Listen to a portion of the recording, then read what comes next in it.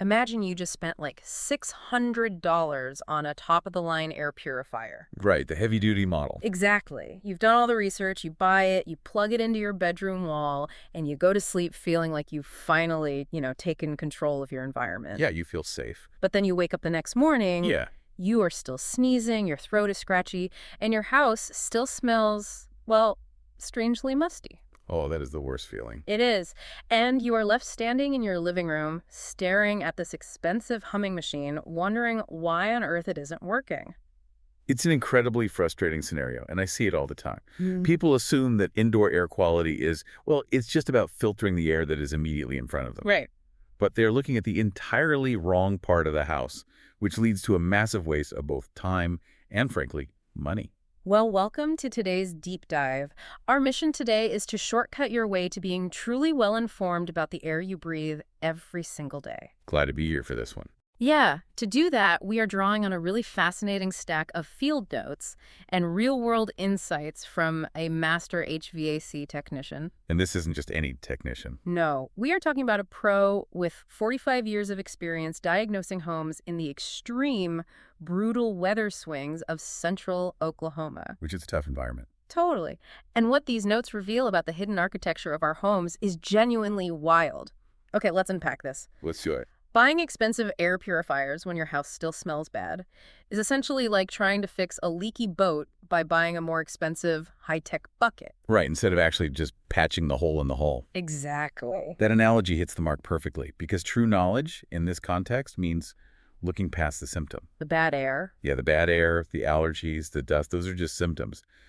The hidden structural root cause, in the vast majority of these frustrating cases, is the ductwork. The ductwork. Yes. If you don't understand the physics of what is happening inside the unseen infrastructure of your house, I mean, all the standalone air purifiers in the world simply cannot save you. The unseen infrastructure. Let's start right there with the actual physical layout. Sure. According to the field notes, we need to completely reframe how we view the duct system.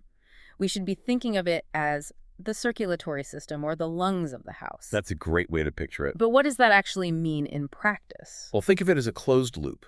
Every single cubic foot of air that you breathe in your home travels through those ducts. Okay. The system pulls air from your living room through the return ducts. That air travels into the air handler where it gets, filtered, heated, or cooled. And then it gets pushed back out. Exactly. Pushed back out through the supply ducts and into your rooms. Yeah. The fundamental design relies entirely on that loop remaining completely sealed from the outside environment. But the reality out in the field tells a very different story. Oh, entirely different. Especially when we look at homes built in the 70s, 80s, and 90s. Yeah, that's when flexible ductwork became the industry standard. Because it was cheap and fast to install. Fast to install, sure, but highly structurally vulnerable over time.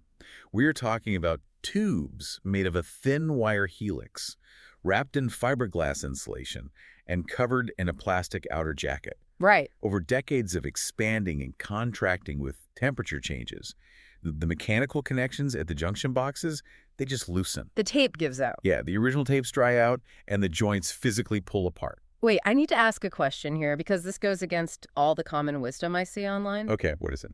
The standard advice is always just to buy a better filter. Right.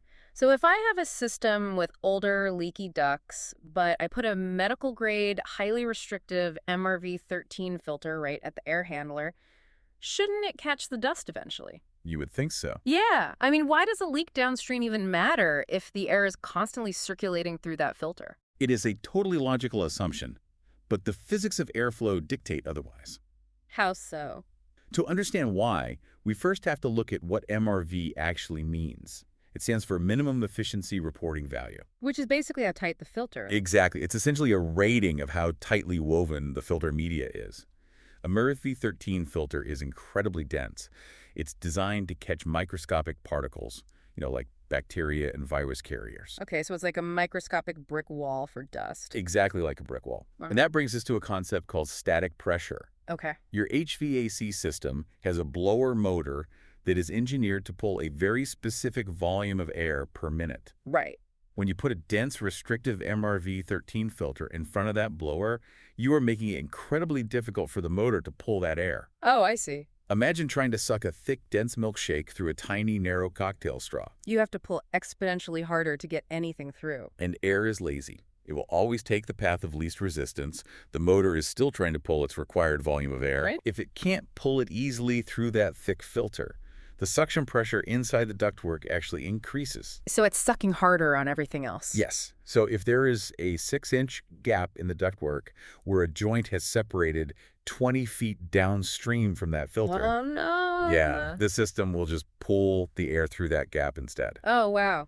So a highly restrictive filter on a leaky system doesn't just fail to clean the air, it actively makes the problem worse. It makes it significantly worse. It's like putting a high-end water filter on the nozzle of a garden hose, but the hose has a giant gash in the middle and is being dragged through a mud puddle. That is the perfect way to look at it. You are just forcing the system to suck the mud straight in through the gash. The blower motor creates a vacuum, Yeah. and whatever is on the other side of that duct leak is what you are going to breathe. Wakes. The unconditioned, completely unfiltered air bypasses your fancy MRV filter entirely, enters the airstream, and gets blown straight out of your vents. Which naturally begs the question, what exactly is on the other side of those duct leaks? Nothing good. We are talking about central Oklahoma in our source material. What is that environment actually like? We are talking about the attic.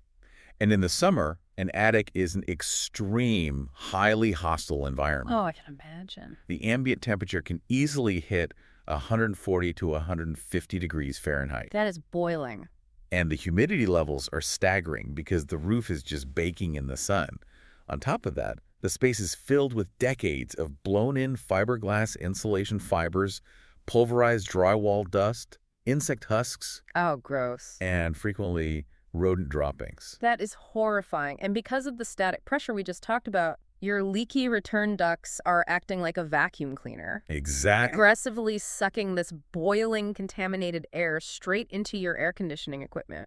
And what's fascinating here is the mechanical chain reaction that sets off inside the machine itself. Okay, walk me through that. The air conditioner is trying to do two things: lower the temperature, which we call sensible heat, and remove moisture from the air, which is latent heat.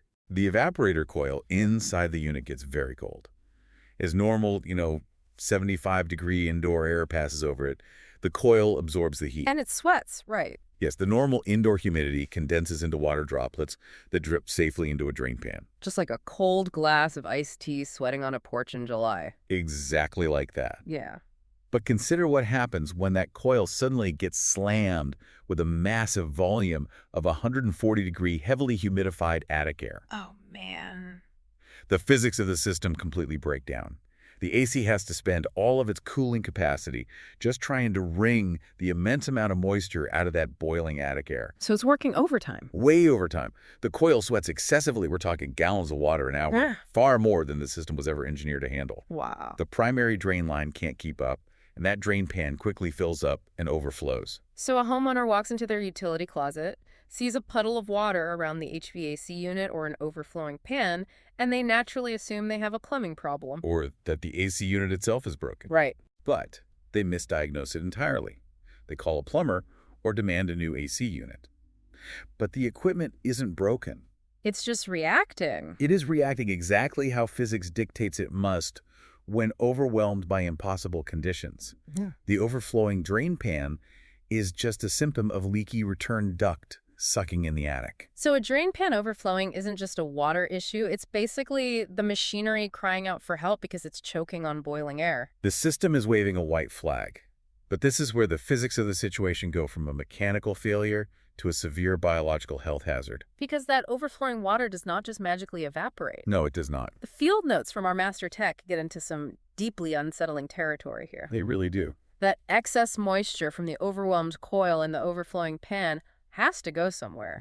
Gravity, combined with the extreme force of the blower motor pushing air, carries that standing water straight down into the dark, flexible tunnels of the ductwork. And this is where the history of those 1980s and 90s flexible ducts becomes a massive liability. Why is that? The installation codes back then were far less stringent. If a flexible duct run wasn't perfectly supported with hanging straps every few feet, the sheer weight of the duct itself causes it to sag between the rafters over time. It creates these little physical dips, right? Like the Ah. P-trap you see under a kitchen sink. Yes, physical U-shapes. And when that excess condensation or drain pan overflow travels down the ductwork, it pulls in those sagging U-shapes. Oh, yeah. Now you have standing water sitting in complete darkness.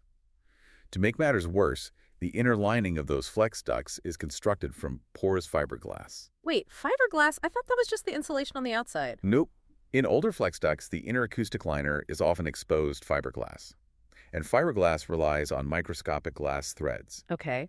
When standing water touches it, a physical phenomenon called capillary action occurs. Capillary action, like how plants drink water. Exactly. The surface tension of the water allows it to literally climb up the microscopic glass fibers, defying gravity, much like a paper towel soaking up a spill. The fiberglass drinks the water, turning from a fluffy insulator into a dense, wet structural mush. And wet fiberglass sitting in a dark, warm, humid environment that is the ultimate recipe for mold and bacterial growth. It becomes a literal biological incubator right above your ceiling. Which brings us full circle to the exact air quality issues we've been trying to fix with those $600 air purifiers. Exactly. Our source notes two very specific, observable symptoms of this happening in your home.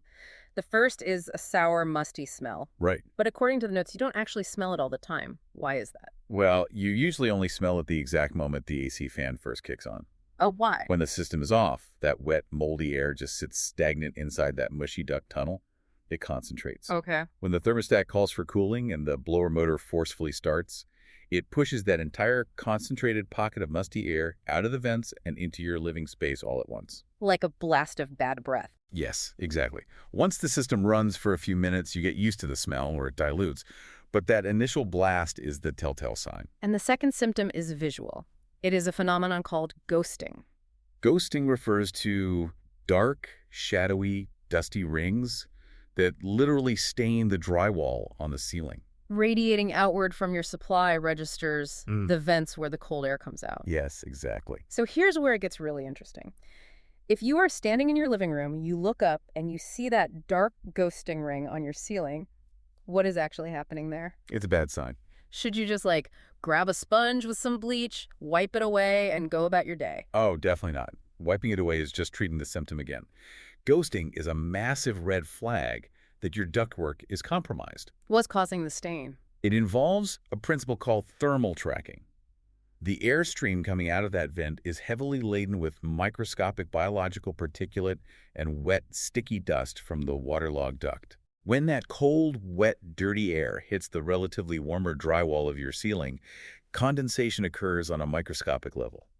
The wet dust physically bonds to the drywall. So the duct is essentially spray painting the ceiling with wet attic dirt. It really is. And if we connect this to the bigger picture, it is crucial to understand that these duct failures aren't always just the result of old age or sagging. Oh, really? Environmental factors play a shockingly large role. In places like Oklahoma, the geology involves highly expansive clay soils. Wait, the ground itself is an issue? Yes. During periods of severe drought, the clay shrinks and cracks.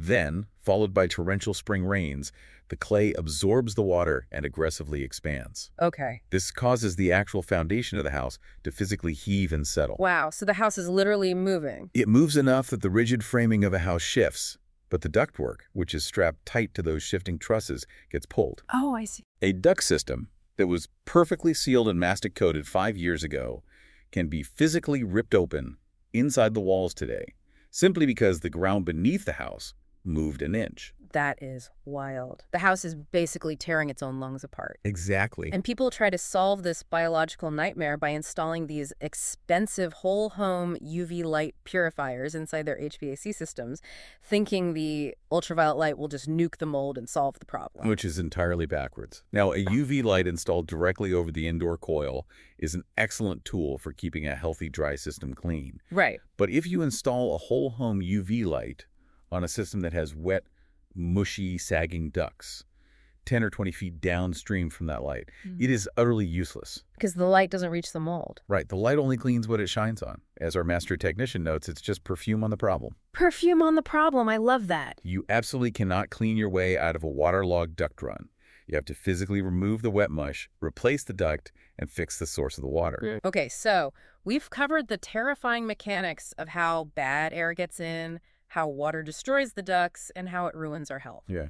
But there's a flip side to this issue that hits us right in the wallet. We need to talk about supply-side leaks. This is a big one. Yeah. How the air you actually paid to cool is escaping before it ever reaches you. So far, we've focused heavily on return leaks, which pull unconditioned air in. Right. Supply leaks happen on the other side of the blower motor. These are the ducts responsible for pushing the expensive, newly conditioned air out to your rooms. Okay. When a supply duct has a separated joint or a tear, you are forcefully pumping air. You just spent money to cool or heat straight into your 140-degree attic. The Department of Energy estimates this causes a 20 to 30% energy loss in the average American home. 30%. It's crazy. If your summer electric bill is $300, you are literally blowing almost $100 a month into the rafters just to cool down your fiberglass insulation. It's a huge waste. But the financial loss is only half the story. Supply leaks create a severe secondary air quality problem through a mechanism called depressurization. Depressurization. Break that down for us. Think of your home's envelope as a sealed box.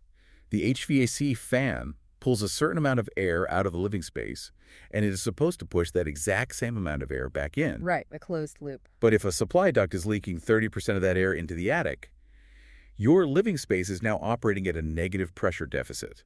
It becomes a literal vacuum. Oh, I see. Nature abhors a vacuum. The house has to equalize that pressure somehow. Precisely. The house is starving for air. So that vacuum effect aggressively sucks air from anywhere it can find it. Wow. And usually the path of least resistance is pulling air straight back down from the attic through the tiny gaps around recessed ceiling light fixtures, electrical outlets, or bathroom exhaust fans. So you are losing your clean, cold air to the attic, and your house is actively sucking hot attic dust down through your light fixtures to replace it. And this isn't just a problem for 50-year-old homes, right? You would think a brand new, modern build would be immune to this kind of foundational flaw. You would hope so, but rushed new construction is notorious for severe duct leakage. Really? Modern homes are built quickly. Our source notes finding critical failures in homes that are only 2 years old, specifically at the duct boots. What are the duct boots? They are the metal transition pieces that connect the round, flexible duct to the square hole in your ceiling drywall. Okay, what happens at the boot? Well, the drywallers cut a hole, the HVAC installers drop the metal boot in, and they slap a vent cover over it. But they often fail to seal the gap between the metal boot and the jagged drywall hole. Oh, man. The technician notes finding quarter-inch gaps all the way around these boots. So from day one, every time the system turns on, it is blowing a portion of your expensive conditioned air straight into the attic void between the ceiling and the floor joists. Which means it fundamentally does not matter how fancy or expensive your actual HVAC equipment is. Not at all. You could take advantage of a $1,500 government rebate for a high-efficiency multi-stage AC unit, or get a $1,000 per ton tax credit for a state-of-the-art geothermal system. Right. But if you connect a highly calibrated state-of-the-art machine to a duct system with quarter-inch gaps and separated joints, it will never, ever perform to its rating. It is physically impossible. Yeah. You are handicapping a precision machine by hooking it up to a leaky straw, which is why the solution is so critical. Yeah. And the solution is categorically not what most people think it is. Well, let's talk about that solution, because when I hear the phrase duct leak, my brain immediately goes to that trusty roll of silver duct tape sitting on my garage workbench. Oh, using standard cloth-backed duct tape is the worst possible approach you could take. The irony is that duct tape is terrible for actual ducts. Why does it fail? I mean, it feels so sticky when you pull it off the roll. It comes down to the chemical properties of the adhesive. Standard hardware store duct tape uses a rubber-based adhesive. When you expose that adhesive to the extreme 150-degree radiant heat of a summer attic, it literally bakes. Oh, I can see that. The volatile compounds in the adhesive evaporate, it turns brittle, it loses all of its tack, and the tape simply falls off the metal within a season or two. So using standard silver hardware store duct tape on an actual heating and cooling duct is essentially an oxymoron. Completely. It's like putting a cheap plastic Band-Aid on a pressurized fire hose and hoping it holds for 20 years. The professional standard and the only true permanent fix is a product called mastic sealant. Mastic. Walk us through exactly what that is and how it works. So mastic is a thick, highly durable elastomeric paste. Visually, it looks a bit like thick drywall mud or maybe pancake batter, but it is chemically engineered specifically for the extreme conditions of HVAC systems. How do you apply it? Do you just, like, paint it on? Yeah, you apply it with a stiff brush or a putty knife, thickly coating the metal joints, the seams, and the connections between the duct boots and the drywall. For larger gaps, anything over 1/8 of an inch, you first embed a specialized fiberglass mesh tape over the gap, and then you paint the mastic paste thickly over the mesh, sandwiching it. What makes it so much better than tape? It's the curing process. As mastic dries, the elastomeric polymers cure into a hardened yet flexible rubber-like shell. Nice. It forms a permanent airtight seal.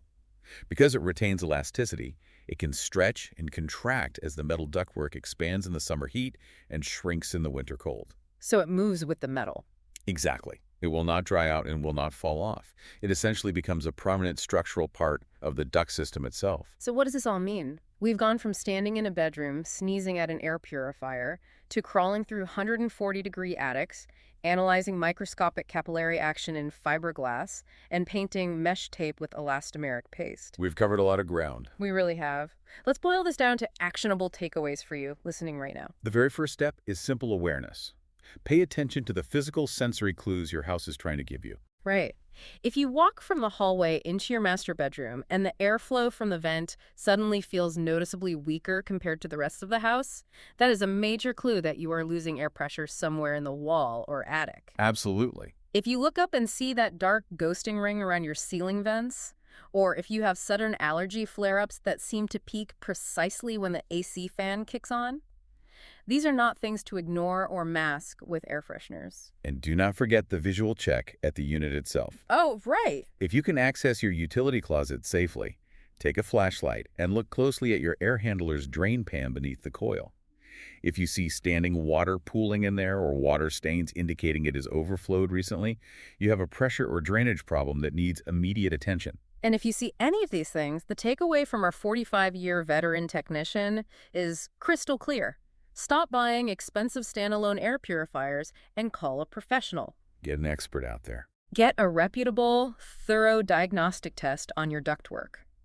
Our source notes a common industry practice where a standard field diagnostic fee, say $111, is actually credited toward the cost of the repair if you book it within 14 days. That's a great deal. It is an incredibly smart, low-risk way to get professional eyes on your unseen infrastructure without just throwing money away on a hunch. It is entirely about sequencing your solutions correctly. My final advice, based on analyzing these field notes, is this. You must fix the foundation of the house's respiratory system first. Right. Seal the duct leaks with mastic. Clear the primary drain line. Ensure the inner workings of the system and the duct runs are completely dry and structurally sound. And then And only then, if you decide you want to add whole home air scrubbers, dense filters, or UV lights, they will actually be able to do their job effectively.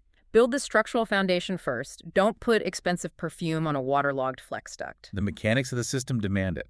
It really makes you rethink how you view the space you live in. We spend so much of our time, our energy, and our money making our living spaces look pristine. Oh, absolutely. We curate the right furniture, we vacuum the rugs meticulously, we wipe down the granite counters until they are completely spotless on the surface. Yeah. But how often are our modern, stubborn health issues, the morning congestion, the fatigue, the scratchy throats tied directly to the dark, forgotten, unseen infrastructure right above our ceilings that we literally pull our breath through every single day? We obsess over the bucket, completely ignoring the hole in the boat. Until you patch the hole, you are just bailing water. Thanks for joining us on this deep dive. Go grab a flashlight, check those drain pans, look up at your ceiling vents, and we'll catch you next time.